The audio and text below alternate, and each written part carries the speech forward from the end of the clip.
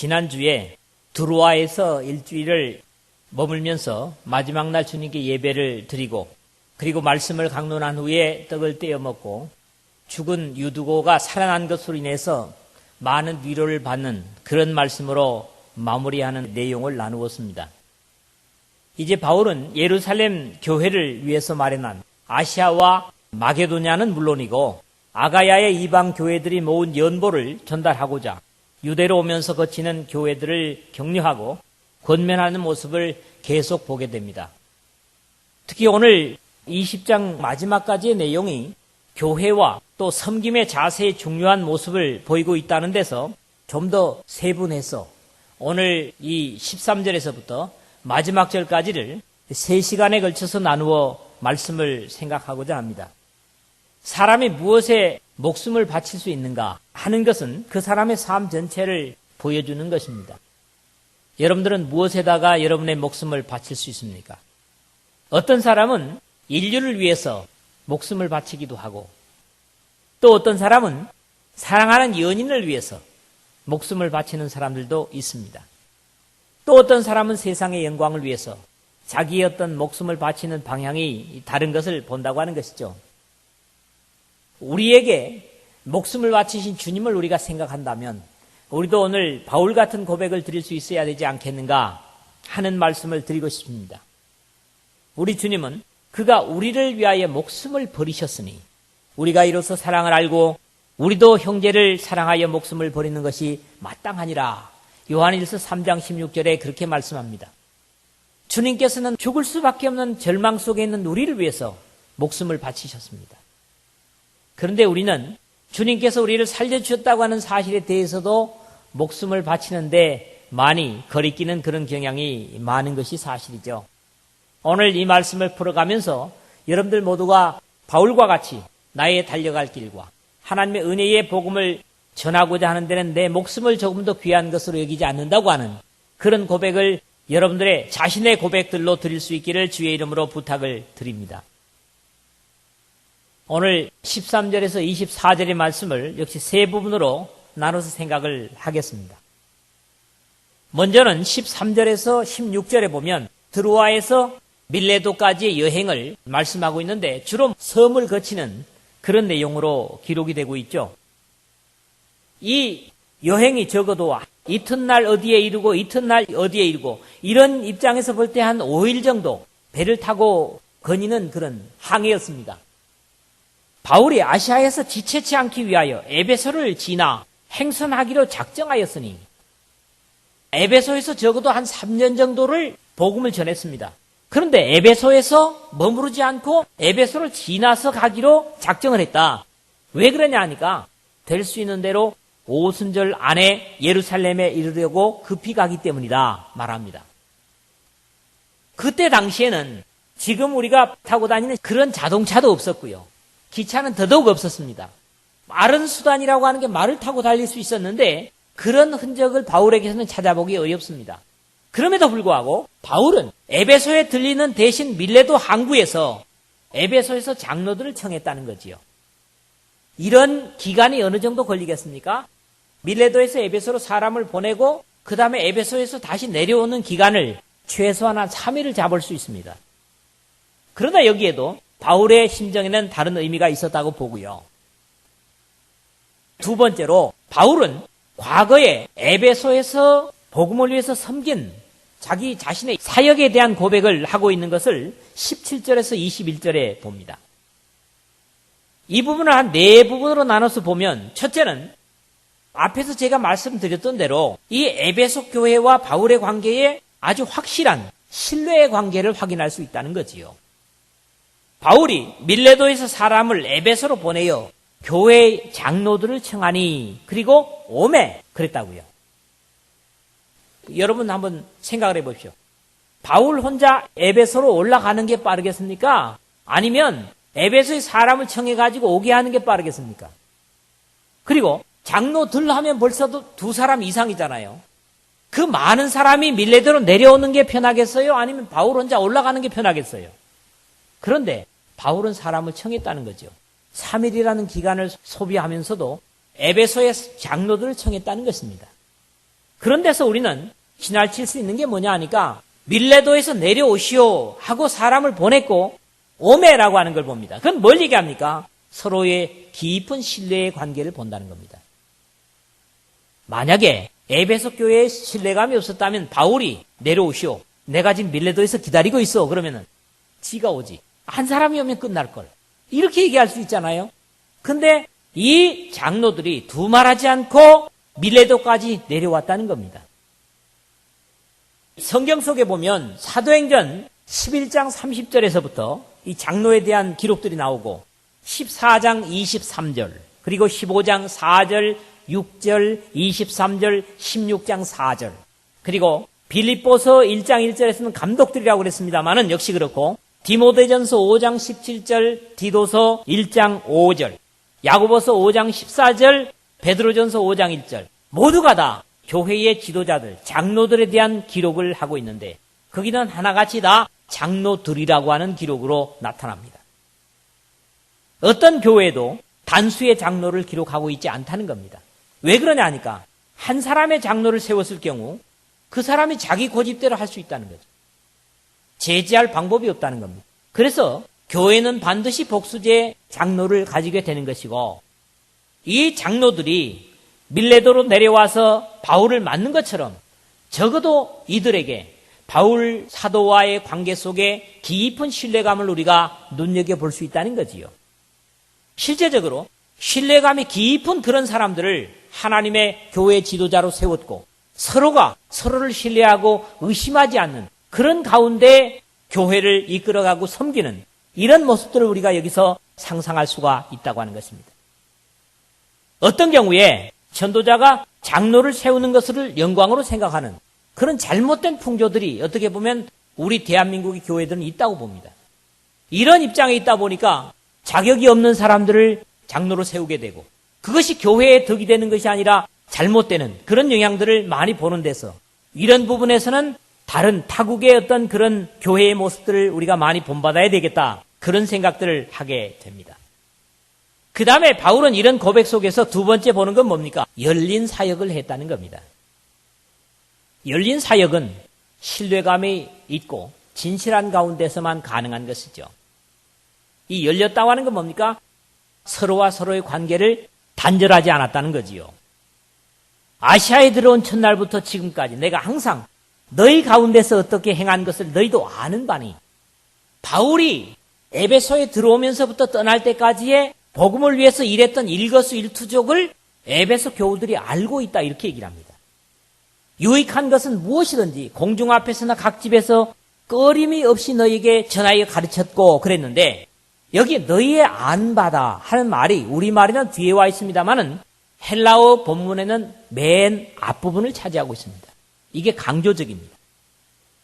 너희도 아는 바니 이것은 바로 진실하고 번이 되었다고 하는 그런 모습이죠. 적어도 신앙 속에서는 교회 속에서는 어떤 사람에게 단절하고 어떤 사람은 열어놓는 그래서 마음이 통하는 사람들끼리 열어놓는 이것은 옳지 않은 것입니다.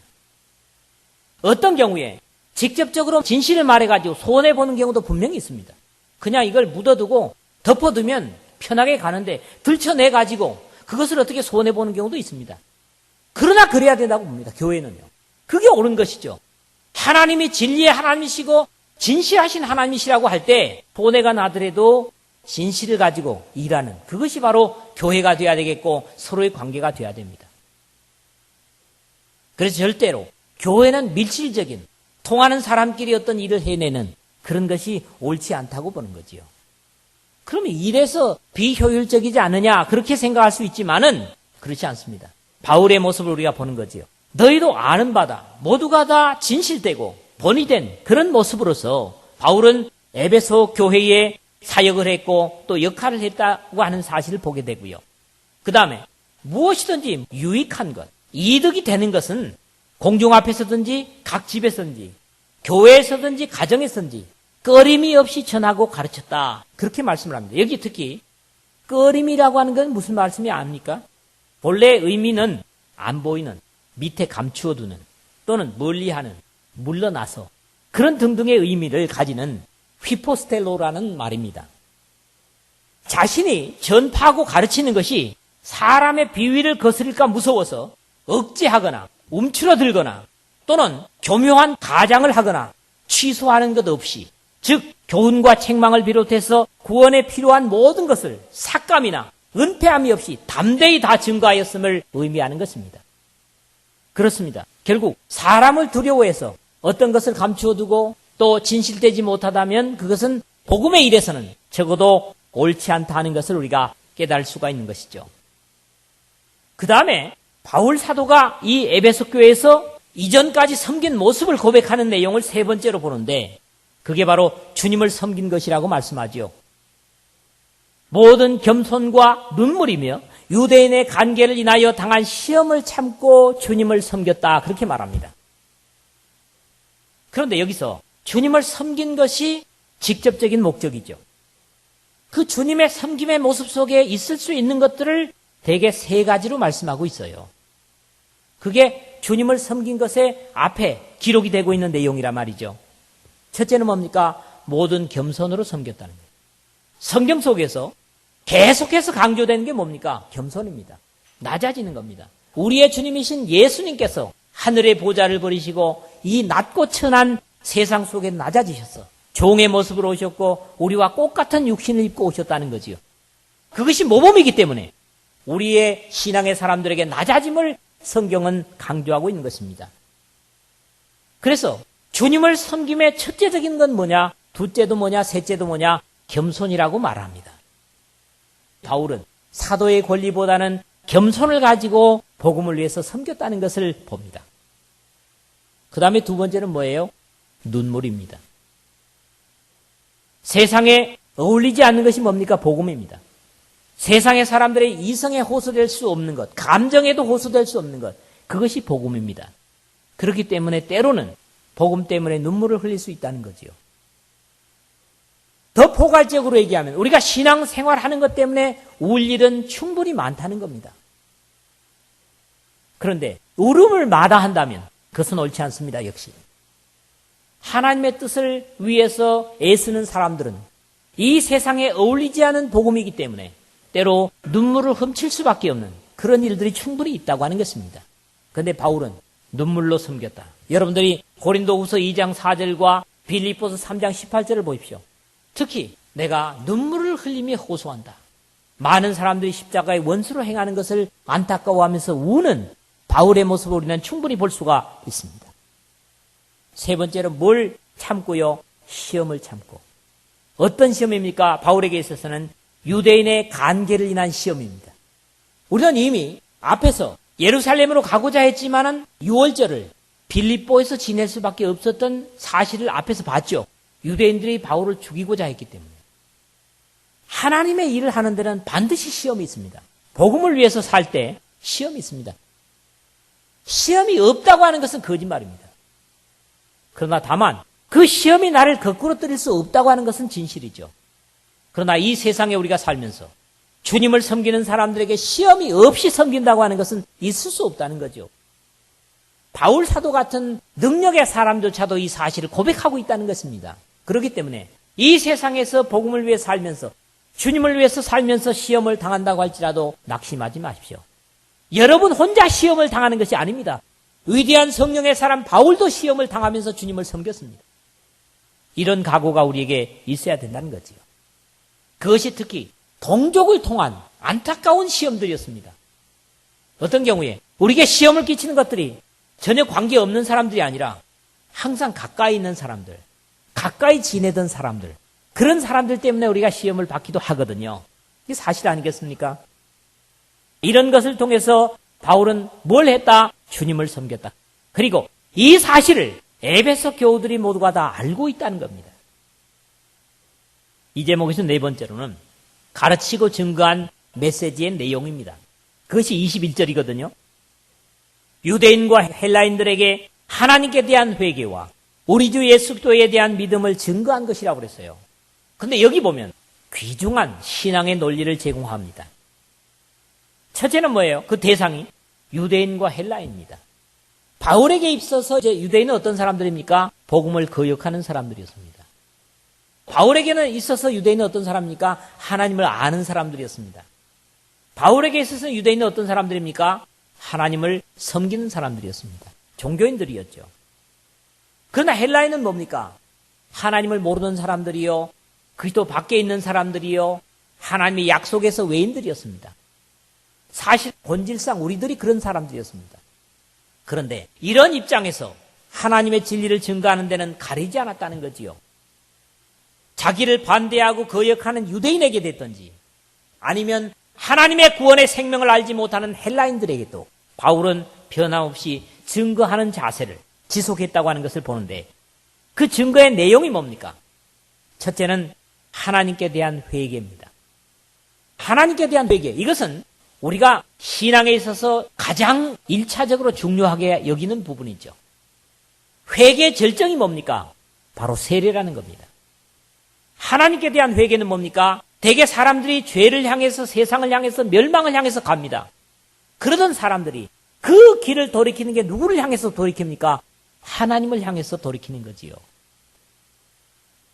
그래서 죽음과 절망을 향해서 가던 사람이 유턴을 해서 하나님을 향해서 오는 겁니다. 이것을 메타노이아라고 합니다. 일생에 이 메타노이아, 귀중한 회개는 한 번을 하게 돼 있죠. 그러나 우리는 쉼없이 하나님을 향해 가던 길에서 벗어나 있는 자신들을 발견할 때마다도 하나님께 바른 방향을 고치는 것도 역시 메타노이아입니다. 모든 사람은 죄의 사람들이 이제 절망과 죄에서 돌이켜서 하나님을 향해서 가는 것, 이것이 뭡니까? 복음의 첫째적인 요건이 돼야 되고, 그 전제는 뭡니까? 결국 인간은 죄인이라는 거지요.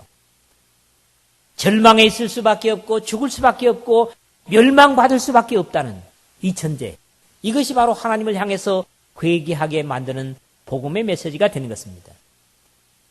그 다음에 하나님께 대한 회개에 합당한 사람, 회개한 사람들에게 필요한 게 뭡니까? 우리 주 예수 그리스도께 대한 믿음입니다.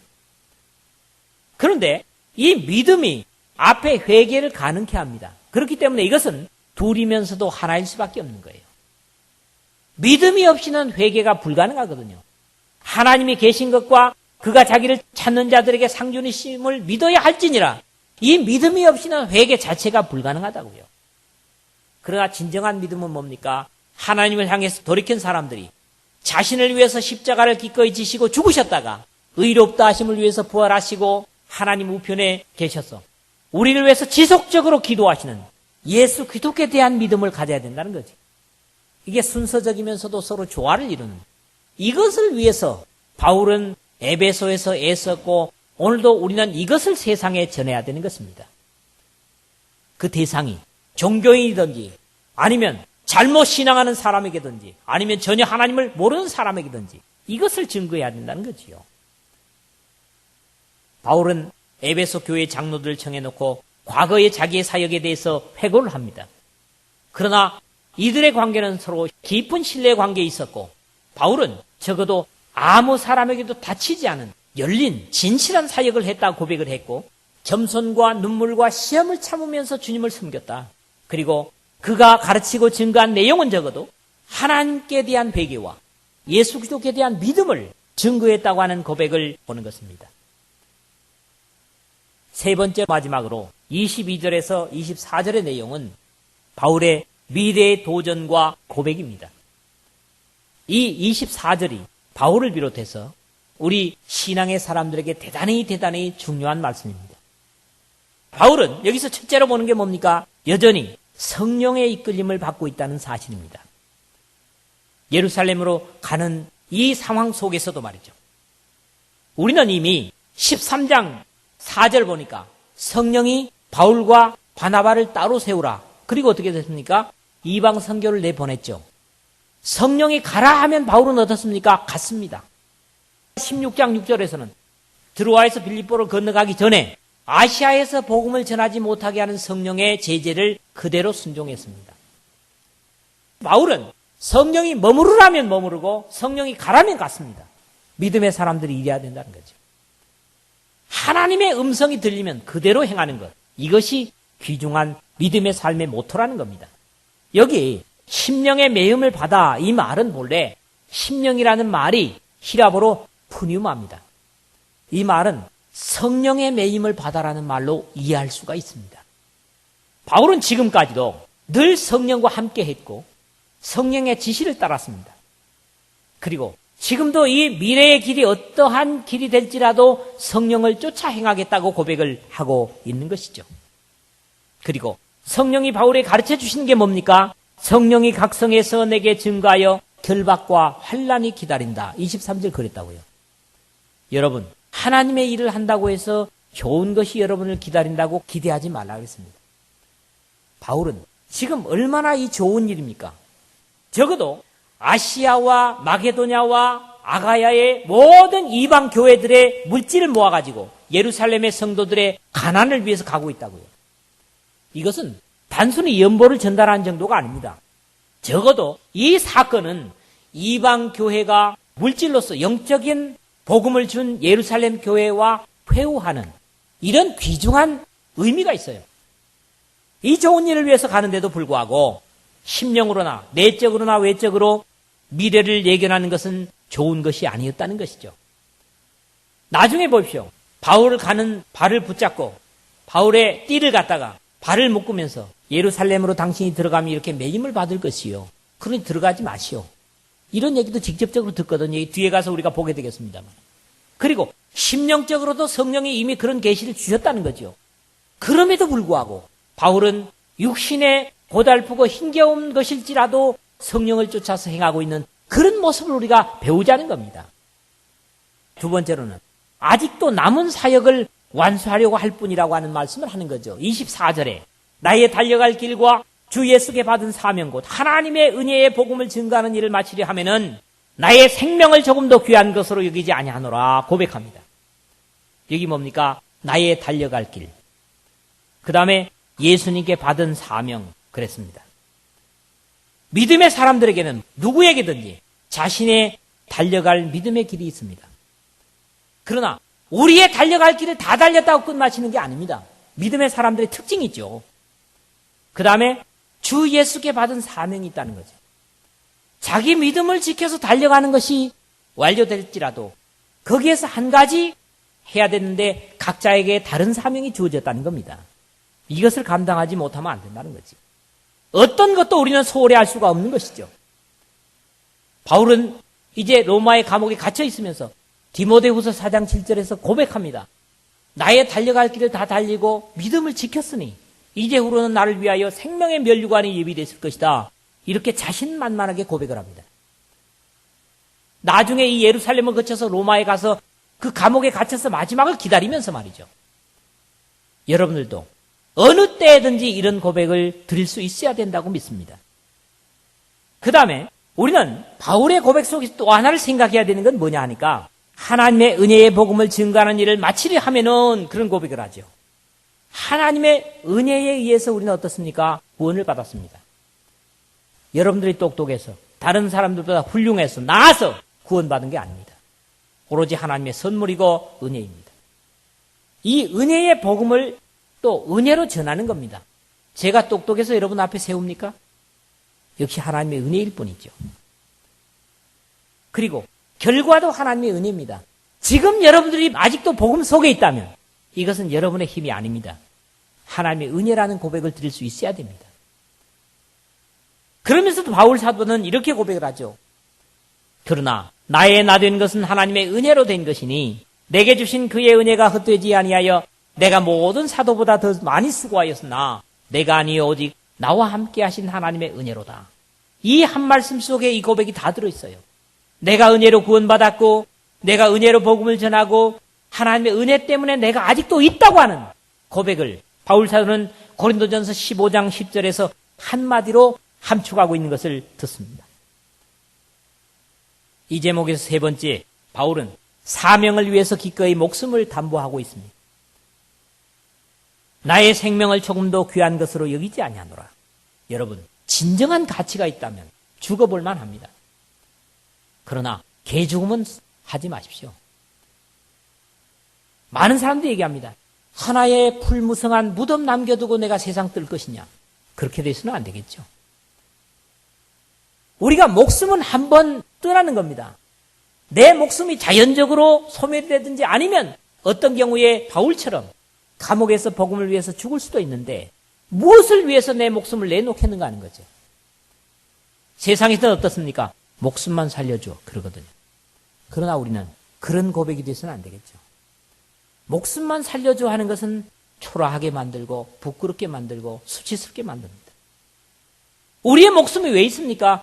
예수님께서 목숨을 바쳐 주셨기 때문에 있습니다. 그렇다면 주께서 우리를 위하여 목숨을 버린 것처럼 우리가 이제는 주님을 위해서 복음을 위해서 목숨을 바치는 것이 당연하다는 거지요. 그런데 오늘 믿음의 사람들에게 이것이 어렵다는 사실입니다. 그만큼 우리는 복음에 무디어 있고 은혜에 무디어 있다고 하는 사실을 보는 겁니다. 우리가 같은 믿음을 가진 자로서 이런 바울과 같은 고백이 가능한가? 아마 혹자는 또 이렇게 물을 겁니다. 그거야 복음을 위해서 사는 사도나 전도자들이나 가능한 거지. 아닙니다. 성경은 그렇게 가르치질 않습니다. 누군지 나를 따르려 하면 자기 십자가를 지고 나를 쫓으라고 뭡니까? 예수님처럼 바울 사도처럼 믿음의 사람들이 그렇게 살아야 된다는 거지요. 바울에게 있어서 죽느냐 사느냐 하는 것은 중요한 문제가 아니었습니다. 그가 살아있는 유일한 목적은 주님께 받은 사명, 곧 하나님의 은혜의 복음을 증거하는 것을 마치는 데 있었다는 거지요. 우리에게 모든 주신 것들이 바로 사실은 이것을 위해서 하나님께서 주셨다고 하는 확신을 가져야 됩니다. 바울처럼 말이죠. 우리가 살아도 주를 위하여 살고 죽어도 주를 위하여 죽나니 그러므로 사나 죽으나 우리가 주의 것이로라. 로마서 14장 8절에 그렇게 고백합니다.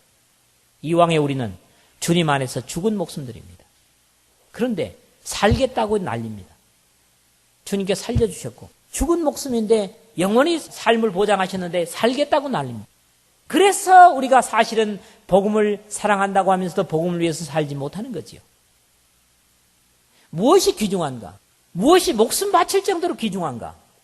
지극히 적은 것에 충성치 못한 자는 큰 것에도 충성할 수 없습니다.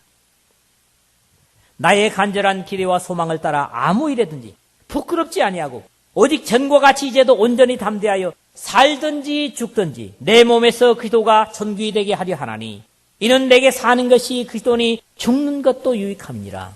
바울 사도는 로마의 감옥 속에서 빌립보서 1장 20절에서 21절에 그렇게 고백을 합니다. 우리의 생명은 하나입니다. 목숨은 하나입니다. 둘이 아닙니다.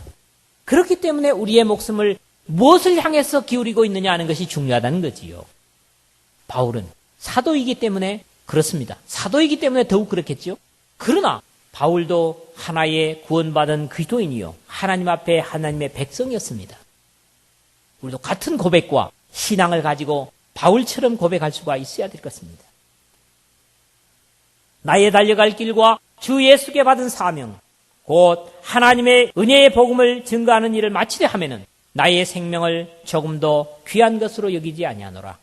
이런 고백을 가진 사람, 이렇게 고백할 수 있는 사람이 바로 영생을 확보한 사람, 죽음이 두렵지 않은 사람입니다. 이런 사람이 하나님의 영광에 들어갈 사람인 줄로 믿습니다. 같은 고백을 함께 드릴 수 있는 저와 여러분 되시기를 주님의 이름으로 부탁을 드립니다.